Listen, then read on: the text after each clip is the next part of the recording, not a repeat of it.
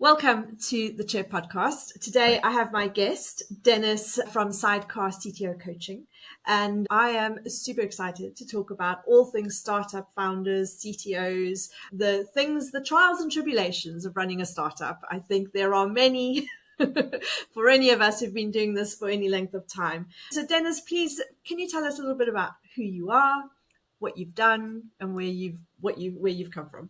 Sure, absolutely. So my name is Denis. I'm French Canadian, so that's why the French is in there. I am a startup CTO coach, and I've come to that because I was a founder of a SaaS startup. I went through Founder Fuel, so in Canada, went through the whole gauntlet of what it is to start from nothing, and I had two co-founders. We built this company which was helping people look after their community service when they go and volunteer. They use the app and dashboard, and companies could showcase how amazing their employees were going out and volunteering, using our app. That's just a really fun time to build this company up. I grew it to 16 people. We had our own place, and just the stories that came out of it, the lessons that we learned about building a SaaS, thinking we knew that we knew better than them, but then finding out that there's amazing human beings. They know what they're doing. They just need help doing it better. And then going into the workflows and everything else. So it was brilliant until it was just hard to sell. It was a lot of education. The investors got tired of waiting for the returns. The investors pulled out. We had to lay off all of our staff, and we had to fire our clients, and just the whole trajectory of that's not how it's supposed to end, but that's what we call it, sunsetting a company. So after that all happened and all of those lessons, I was like, I wish that I could have had a coach from the very beginning helping me throughout all these stages, because it's like looking at a map that's just dark and you wish somebody would come back with a torch and be like, please, like, here, take my hand. I will show you the way. So I had promised myself to go back and help those at the beginning the way I wish I was helped. So I always had that in my heart. So after we sunset the company, I went and started coaching different CTOs from different companies that had gone through the same founder program that I did, created the Startup CTO Handbook and all this different content that I was like, if I could give this to me when I started, this is what I would want to see. So I started doing that. And through that process, I actually got a couple of contracts to help other startups. And currently I'm helping one as a consultant full-time, and they're doing health tech. So it's a big SaaS now, over 350 employees, dealing with scheduling for doctors and hospitals. And I get to see, and right now in the team that I'm on, so I'm doing architecture for this scaled out SaaS, and I'm seeing all of the lessons, if your startup makes it to those big contracts, what is supposed to be in place. And I'm learning and taking notes, and I'm bringing that back to my clients that I coach to go, you are the one person, but one day you're going to have all of these roles. So I get to go, you need to think about this and put this in place. So I have like this trajectory of the different points along the scale of having a startup. And I noticed that you start out as maybe the tech founder, and then you have to transform to a lead, and then transform into a manager, and then transform into maybe a director, VP, and you transform. So all along the way, you're doing these transformations, and it's been great to map out a transformation path for my different clients. So that's what I'm doing now, between coaching different CTO clients and working for this large SaaS, and then looking at all the ways that I can help the teams in both. So it's pretty fun, pretty awesome to be able to do that. And my goal still is to be that coach I wish I had. And it's just, that's why maybe you can see it, but I love doing that. That's my true calling right now. Amazing. So I know, I think any founders worth their salt has had a couple of failures before they got to where they are, before they can be happy that there were lessons learned. How did you manage your mindset when your startup when it was becoming clearer that it was time to sunset the company. How Oh, did you manage that sense of failure? Did you have that sense of failure? And then how did you overcome it to get to a point where you can see the good that's come out of it to help move you forward, to help others? great question. There's just so many. We only have a limited amount of time. But one of the biggest things was I knew as a CTO, you try to maybe build your way out of financial troubles. I tried to do that. It ended up just being products or services or features that weren't being used. And I had to switch gears to go, you know what? It's time. So I went into selling mode.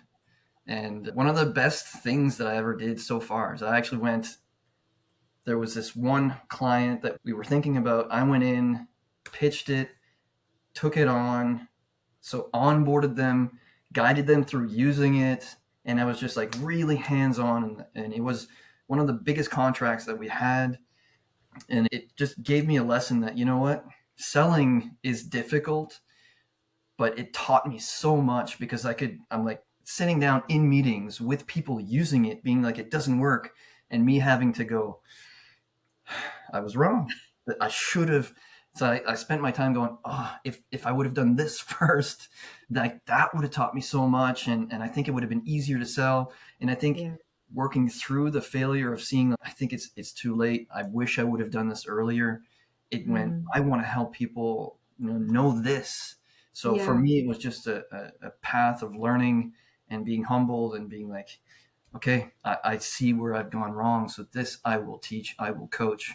So that's most my way of internalizing it and being like, okay, I made a lot of mistakes, but wow, I want to help people not make these, or at least see it sooner, do something about it.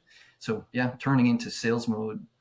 And then, like I said, offboarding everybody and just going Yeah. through that, I think that's how I internalize it and how I'm moving it forward. Okay. Amazing.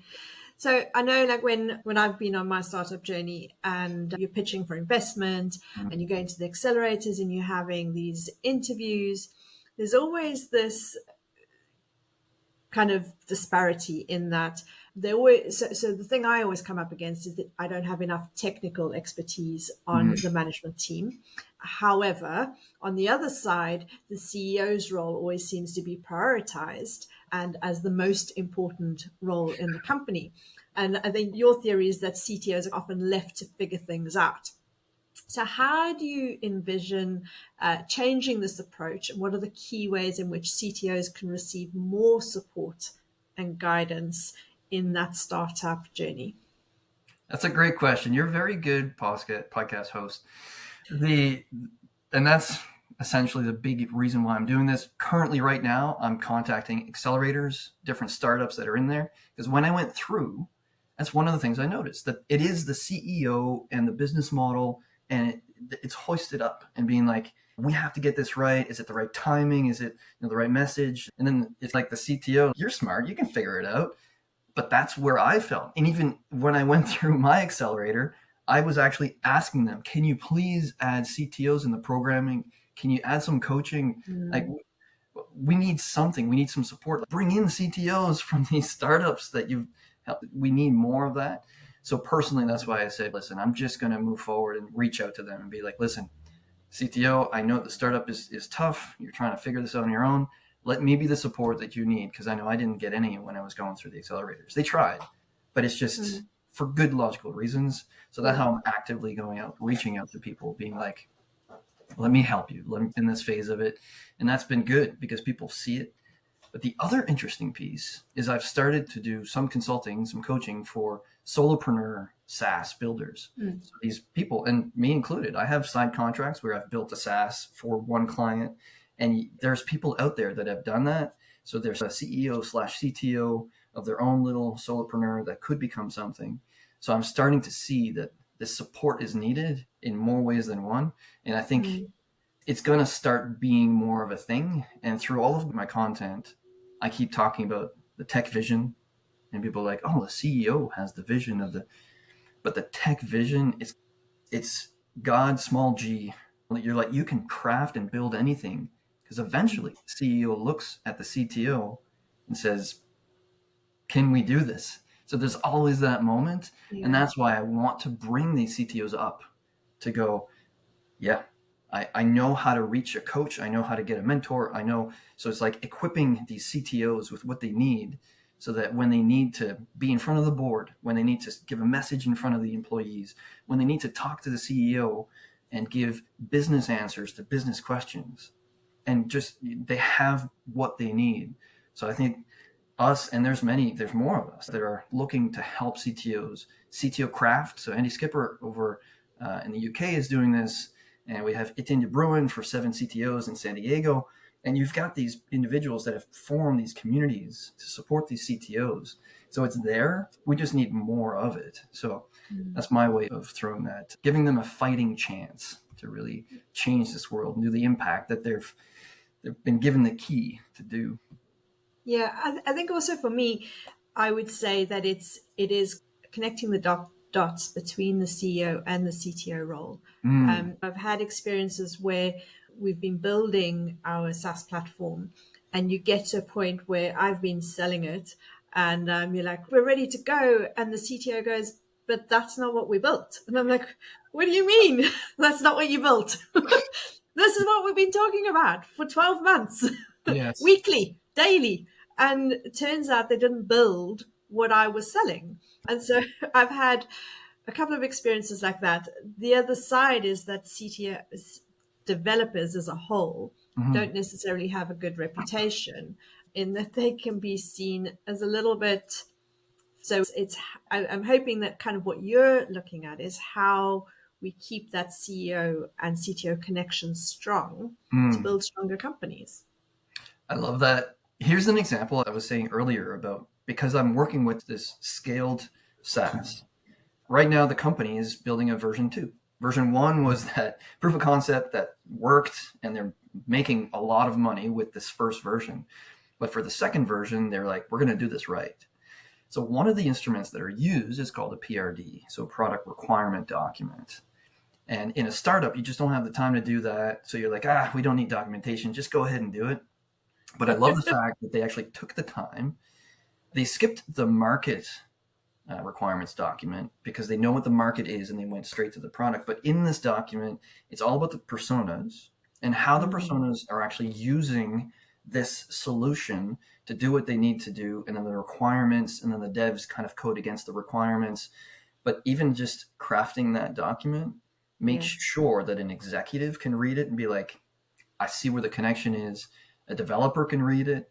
So even bringing in that conversation into my CTOs, that's what I advise is, even if it's small, document it in such a way that anybody can read this and see the connecting dots to be able to go, here's why this is important.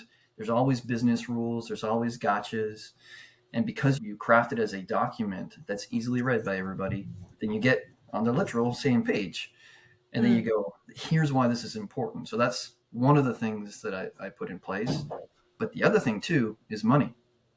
So one of the lessons that I learned from one of the startups that I was acting as the VP of engineering was, here's the amount of money that we're making each month. And here's a month that we lost this amount of money. In order to pay the salaries, what are we going to do to be able to recoup that amount of money?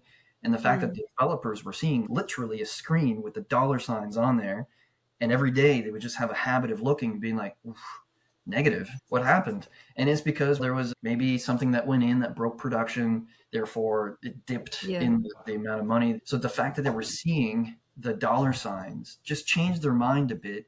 And then in meetings, they would change the way that they were speaking, because it wasn't so abstract. It wasn't so separated from, I'm just coding my stuff and testing it. Either it's red or it's green, push it to production because I want to push stuff.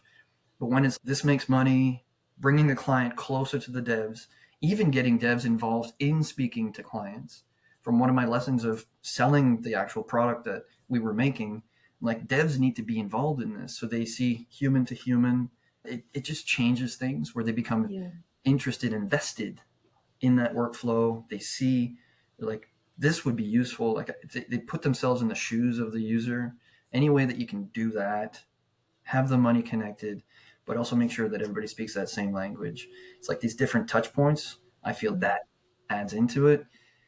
there is daylighting, moonlighting that goes on, side projects. I've always had side projects, and I welcome it. If I talk to people on the team, absolutely have some points of interest, because like there's so many things that you can do, but trying to keep them connected by being close to the client, being close to the money being made or lost, and then knowing what you're doing, that big purpose, even comes back to branding. When I was VP of engineering, looking to hire leads, looking to hire some higher up key positions, the personal branding was like, here's the mission, here's what I'm personally doing and what I'm interested in. And I want people to come along and be part, build the rocket and be on the rocket. Let's go. And people were inspired to go, this is actually what I've been wanting to do. This is, so then being connected to even what the company does. So all of these little touch points, it's like a mental checklist. Okay, I'm waking up in the morning, I still want to work here. This is still important. This is part of a long-term career for me. This is a stepping stone. Through one-on-ones, you get to keep them connected. So it's a work, it's an art, but it's a very human side of CTO versus just build. There's humans involved. So that's a complicated answer, but I think it's everything combined. Absolutely. So it makes me think, obviously Chirp is about personal branding and how we increase visibility of founders. But actually what you've said there is so very much what we try and do is it's not just about having a social media presence. It's about sharing that mission and creating that movement around what you want, that you have got your team working towards what you want. You're attracting investors who want to be part of what you're building. You're attracting your first customers and early adopters. And it's about, there's the phrase that gets thrown around a lot, building in public. It's not so much building in public as sharing your big why, your big passion, your big reason for being, that I think we can do in such an amazing way on social media that we haven't had in the past. And that's why we're big proponents of video. I love it. I agree it. Yeah. You definitely need that piece of it. One of the CTOs that I was coaching in the past made exoskeletons for soldiers coming back from the war. And he was like, Denis, I'm having a tough time because I work for like a Tony Stark and he could do everything that I do 10 times faster. And he's just really tough to work with, but great. It pushed him well. And I asked him the question, what are you doing this for? Why are you even doing this if it's so challenging? I've always had this feeling that I just want to help humankind through healthcare, or just a way to bring humans to a better point. And that's what keeps him coming to work every morning. And also when he speaks to his team and he's asking like, why are you doing this? And everybody seems to want to make human beings better using technology, leverage technology. And it works on that front. And so I said, just start to talk about this through your branding, through your leadership. And when you speak to somebody, you remind them that this is the ultimate goal. Yes, money. Yes, we need to make this into a business.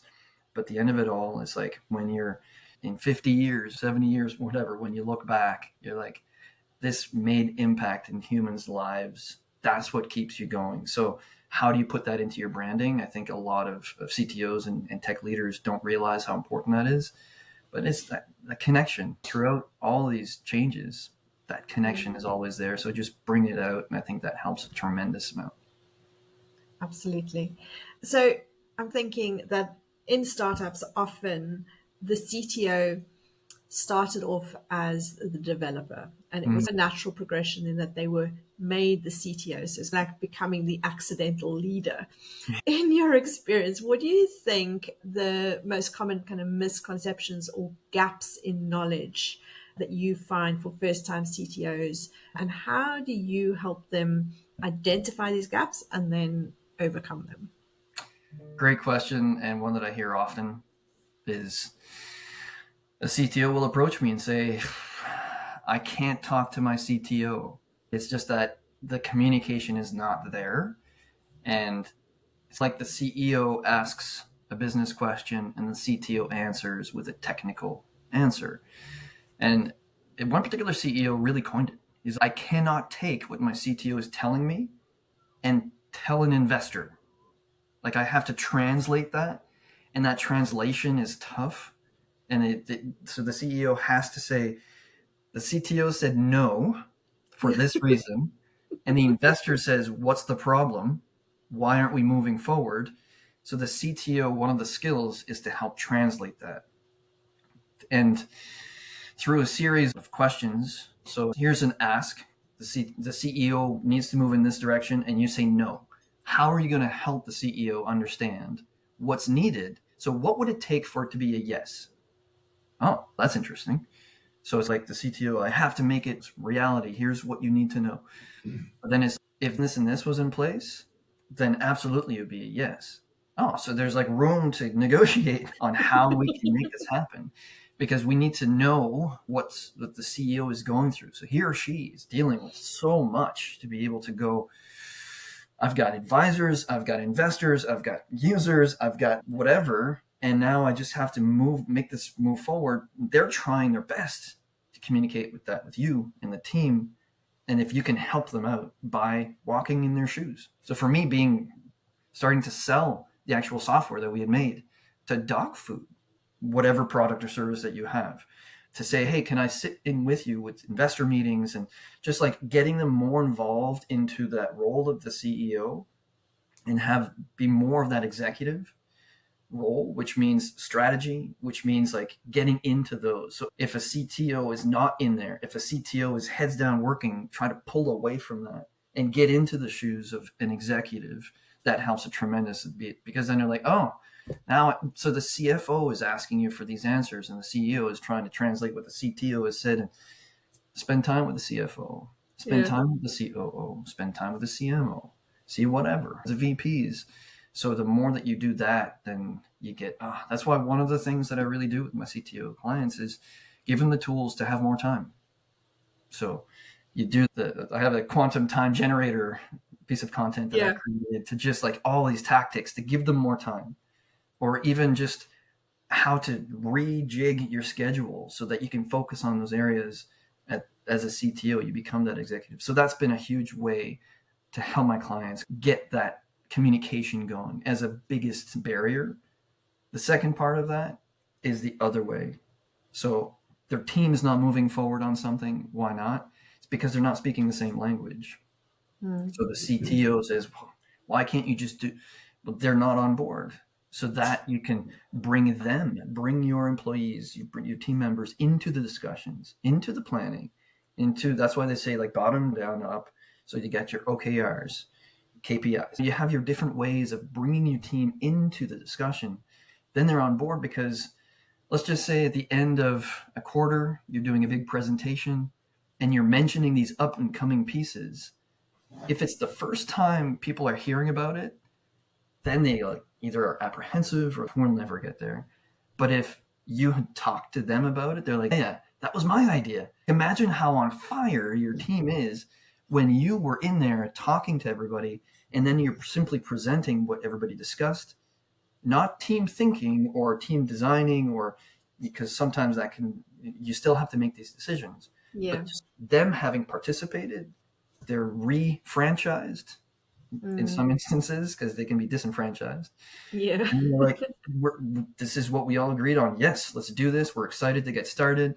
Then you have the C-suite and others that are supporting, and you've crafted this vision. So that's why I say that the CTO has such a power to be able to present something that's brought everybody into that. And then you're leading it with confidence because you have that support. It's like wind in the sail from those 2 points. So the communication is a tough one to crack, but there are mechanics and the mindset and the momentum and the way to do it so that everybody comes along, and that's a big part of solving that. There's others, the financial part and everything else, but I think the story, the communication of it, the inspiration of it, and that people are rowing in the same direction, just a momentum that you're like, okay, against all odds, this may actually work. It takes a lot of that to be put in place. Yeah, I really like how you've connected, and it's something that I haven't done in the past, the way you connect the dollar amounts to the deliverables. Obviously, as a CEO, I've done that, but in terms of connecting the team to that as well, there's been so many times where I'm like, I just need you guys to launch something, and they're still like, yeah, I'm listening to my music or coding away or eating my Mhm. pot noodles, whatever. It's just, and you're like, come on, I love it. Yeah, guys, we just need to launch something that I can sell. I love it. And see, that's another part. So let's just say, so for me, feature flag is a great tool where there's stuff under the water. You have different pay gates, pay walls, and you make something that's easy to sell. There's no way that you would understand what that means as a developer, because as a lead, you'll say, all right, team, we have this piece, this feature that we have to put in. How do we cut this up from a big epic into stories, into tasks? Yeah. And there is a point where a developer is going to say, I think we can do this way. But if that developer, the team is thinking about how could this be easy to sell, and say, all right, we're going to let a user be able to use this fully for 10 days or whatever that is, and then we can close it with the paywalls. How would that be done in an intelligent way, an easy way? How does it look and feel when the doors are closed? So when you get them thinking about, let's make it easy to sell, then you're like, okay, that makes a lot of sense. I'll be able to flick it on for one customer, or at least show what it looks like. So I think a developer or a team needs to know that intrinsically. They have to understand how that works and how easy these levers can be and how interesting that can be of a project. And it gets complex, but it's a way to sell better. So how do you get your team to see that so that it gives them more of an edge and a way in? Because as you've described, if you're like, please code something that I can sell, and they're like, it doesn't matter what I code, it keeps going. Yeah, until it doesn't. So here's the bank account, here's the runway. You have 2 weeks. Yeah. And then if you code something I can use, it's too late. But if you're like, I'm going to keep showing you the runway and showing you the dips. So now we have 6 months, we have a year, but that's drying out. I went for 3 different areas that I could get some money, and it didn't work out. We need to get some government assistance, but the projects that the government can give us money for has to be experimental. And like, oh, well, really? Yes. So we are now called R&D, and in order to access these government fundings, we have to build some tech that's never been built before and that may fail. Then you're like, okay, so we're going to take every Friday of this month to just go nuts and build something that we could sell to our clients that doesn't even exist. Okay, so there's just like different techniques that you can use to bring up the fire and be like, if I want to keep my job, now my CEO is asking me to build something that's never existed before. So there's these different ways to light your team up. Yeah. And I think it's just getting them out of that ho-hum state. And there are techniques to do that, but first you need to see it. So I'm glad you're bringing it up, because there are issues, and making it easy to sell. And to that point, even choosing, like imagining an exit strategy, an exit scenario, using that even as a leverage to say, team, listen, here we have this great technology that we're building to, and FYI, if this type of client was to come and say, I want to buy this whole company, here's how much we would like to bring the value up. By the way, we're giving ESOP to a piece of equity to all the employees. We're aiming for this as a potential option to sell the company in 5 years, 10 years. And here's how we're all bringing the company up. Now everybody's a partial owner, so therefore that can be an incentive. But you put the clip, so obviously you have to be vested, so you'll have to be here for 2 years in order to make that transaction happen. There's all these levers that you can pull, but you got to feel for what your developers are doing and then add these different angles to it to be able to bring the full team. Because you're right, what you're seeing is symptoms. You need to fix that root cause. And that needs, again, to be human. Say, Leanne, I see that you're just doing your job here and the bare minimum. What do you want to do with your life? In 5 years, I want to sail on a ship and be able to do that. Awesome. I want you to do that. I'm going to support you doing that by giving you X, Y, and Z, some courses. And let's get, in 5 years, you're going to be out on the ocean doing your life. Yeah. The company has to grow to give you that. So there's different ways of being a leader to help your people get on board, literally, and row in the same direction and these are people's careers. Yeah, It's not a family. absolutely. It's something major, and everybody has a way to impact, because we all want to be part of the great story. Yeah, Make it a great story. yeah, I love that. You know all about this. I do. I love that. And I sometimes, I love to get people inspired. I want them to think outside of the box. I love doing the R&D piece. It's funny because when you're going on the investment journey, as much as investors want to see that like innovation and that they want to be part of the next big thing, they're also very risk adverse. And so if it's never been done before, and so then they don't want to do it, or too many people have done it, I don't think you can do it differently. So it's always this juggling act between thinking big and building the next big thing and something interesting and innovative versus keeping everyone happy that it's still possible. It's been an interesting juggling act.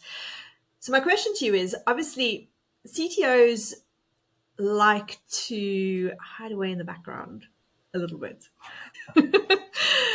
Do you think there is value in CTOs building their own personal brands and visibility online on the social channels?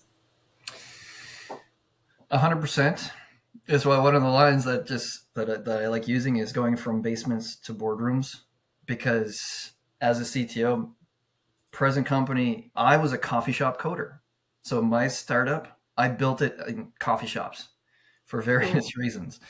But it's just, I need that time to be able to focus and to do this thing. But there's one side of it that can be very hurtful, is the fact that you're in this vacuum and you're only looking at now these problems and putting the foundation in place, or everything depends on you adding this module, but you're not looking at what's being laid out. You're the person that has to lay those technical tracks down, which means you have to form those partnerships. Because what happens is there's this concept of a technical moat. And if your moat is not large enough, anybody can just come in and rebuild the tech that you've done, even if it's patent, whatever. So how do you craft it strategically, architecturally, where the moat is large enough where you can't just build over it, build your own version. And that takes time. It takes partnerships. It takes going out and venturing out. So if you're hiding away, doing your thing, trying to figure things out, you will get to a point where you're just too shallow of a technology. So your moat is just too shallow. So you need to make that deep. So that's the risk of doing that versus delegating what needs to be done and then being that front-facing person. So a CEO would be outward facing, the COO would be internal facing, the CTO is outward facing, and the CIO is internal facing. I'm sure that there's different ways of looking at that. The VP engineering would be internal facing. So that's why like the CTO is an external facing, to be able to have that tech vision to support the CEO and knowing what it's supposed to look like inside. You delegate that, but you have to be looking out, because who's going to build it? The CEO is going to build the future vision. It's got to be the CTO. So that's the other part of it, why you can't be there. The other thing too is that if you don't delegate, you never will. And if you don't build that ability to lay down tracks inside and forward, if you need to hire somebody, in my case, and I mentioned it earlier, where I needed to hire a critical role, and this person told me, Denis, I want to work for you. I've seen what you do and the way that you speak. I want to work for you. How else could they see a stranger be inspired to, I want to work for you? And I was like, that hit me like a ton of bricks. And that was because of the personal branding. So that's why it showed like, okay, that paid off.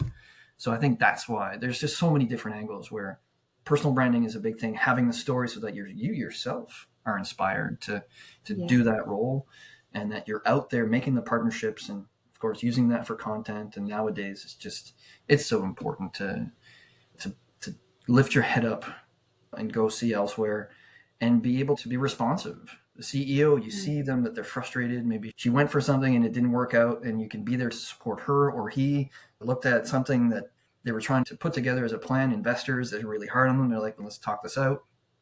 You can't be there and help that and support them if you're just, I need to build this stuff. So it's that discipline, that muscle to go bring other people in and get them on the way, so that So it's just becoming that executive, becoming that strategy person and lifting out. So I think it's the job of the CEO to notice their CTO.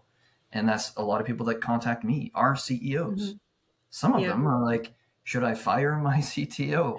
Like, hold on a second, let me work with them and see what's going on here. Or they're like, Denis, they're not asking for help. They feel the pressure of they need to figure it out. 100%. That's why I'm here. That's why I'm doing what I'm doing, to help these CTOs. Listen, you're not alone. Let's do this together. Which is why I have the sidecar branding, because it's like the little dog in the sidecar. It's so cute. That's how I see it. We got to be shoulder to shoulder and just going for it. That's the only way to do it. And we're not, CTO, you are not alone. There's so much support, and go for it and ask for it. And actually, earlier on, you should be putting that into the regular budget, so that the people that you're hiring when you hire your VP of engineering, that they need coaching. As a CTO, you need coaching. Your CEO is getting coaching. Like, well, why not the CTO? So I think that's the big piece that's been missing, and that's something that's important to try to solve. Brilliant. So I think right at this point we could both do a bit of a shameless plug, in that you're there to help CTOs with their imposter syndrome, their time management, their vision. And I love that, how to go from basement to boardroom. And likewise, myself, we're here to help them with that personal branding piece, in that they don't have to try and figure out what to post every day. They could just have a conversation with me, and we interview your CTOs. And we talk about all things vision, who they are as a person, what they want to work on, what they want for their future. And we'll chop it up and post it on social media, so they don't even have to do the heavy lifting. It's so good. It's so good. And I'm so thankful that there's people like you that are actually out there doing these services. There's people that do the SOPs, so the different playbooks, and just so you need to put this in place. And there's people like you that are there to help you put those things in place, so that people like me can go, you need to delegate. Here's people to help you do that. Let's move forward to the bigger things. So I think it's so much better than when I started and when I did my startup. So thank you for the service that you provide. Amazing. So as we come to the end of this conversation, let's just tell everybody, how can they work with you and where can they find you? Thank you so much. So LinkedIn, if you look for Denis Daigle, they got a website. So Sidecar CTO Coaching.com. Instagram, Denis Daigle, Denis Daigle. So I've on Twitter and all of the rest. So just get in touch with me, and we'd be able. First, I've got some free stuff for you, and I want to send that your way. You can actually, if you get into my DMs, you can go checklist, you can go CTO, and just I'll know that this comes from this. Or actually, you know what? Make it Chirp. So if you DM me Chirp, I'll know where this comes from, and I know that you've listened to this. Because for me, it's about servicing, just giving you that service so that you bring you to the level that you need to. That's the sidecar piece of it. We're all in this together, all in the same boat. And I just want to serve you first and foremost. So we'll start with that. And then if you need something that's more customized, clearly we can have a one-on-one. And I have a 90-day transformational. So I get you from where you are today. In 90 days, you are transformed. You are that CTO that can take on the world. So if that's something that you need in order to get to that next level, that is a transformational package that I have for 90 days. So we can talk about that. And that's the best way that I can serve this world and serve CTOs. Amazing. I must say, I still have so many questions. We could be here for the rest of the afternoon, but I understand that we can do this again. Yes, love to. Part 2. I just think the world of startups is fascinating. And the thing that I love most about working with startups and founders, CEOs and CTOs, is that we all believe that we can change the world and that we can do good in the world. And I think that it doesn't matter if changing the world is a small part or a big part. Ultimately, though, we all have good to give. And I just love the innovation that comes from those kinds of conversations, your creativity in the way people tackle world problems. And that's why I absolutely love startups. Awesome. I love it. I'm inspired. Fired up. Brilliant. So thank you very much, Denny. It has been absolutely amazing to share today's Chirp podcast with you. If obviously I will put the links in the description, but be sure to chirp Denny on Instagram or LinkedIn. And that's it for today. That's Leanne Scott from the Chirp podcast. Awesome. Cheers. Thank you so much. Cool.